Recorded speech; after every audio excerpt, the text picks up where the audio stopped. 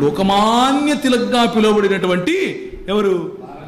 బాలగంగాధర తిలక్ గారు. బాలగంగాధర తిలక్ గారు అంటారు ఒకరోజు, ఆయన క్రైస్తవ వ్యతిరేకి, సామాన్య వ్యతిరేకి కాదు. ఈ పండిత రామాబాయి ఎలాంటిదంటే, ఆయన చెప్పిన మాటే ఆయన సొంతంగా ఆయనకున్నటువంటి ఒక పత్రిక ఉంది. ఆ పత్రికలో ముద్రించి రికార్డెడ్గా మాట్లాడినటువంటి మాటలు నేను సొంతంగా చెప్పట్లేదు. దీనికి కొవ్వెక్కువయ్యి మన దేశంలో ఇంతమంది పురుష దేవుళ్ళు ఉంటే ఎవ్వరూ దీనికి కనపడలేదు, ఆ యేసుగాడు అక్కడ వచ్చాడు, దాంతో రొమాన్స్ చేసి లేచిపోయింది అంటాడు. పత్రికలో ముద్రించి ఇచ్చాడు, రొమాన్స్ చేసి దాంతో అది వాడితో లేచిపోయింది. అలాంటి వాళ్ళని తయారు చేస్తున్నారు ఈ క్రైస్తవ మిషనరీలు. అందుకే స్వరాజ్యం నా జన్మ హక్కు అంటాడు. అక్కడ వచ్చింది స్వరాజ్యం జన్మ హక్కు. పొరపాటున స్వాతంత్రం కోసం అన్నాడు అనుకునేది. మనకు పుస్తకాల్లో ఏం చెప్తారు? అది పుస్తకాల్లో అది చెప్తారు. కానీ ఆయన కోరుకున్న స్వరాజ్యం ఏమిటి?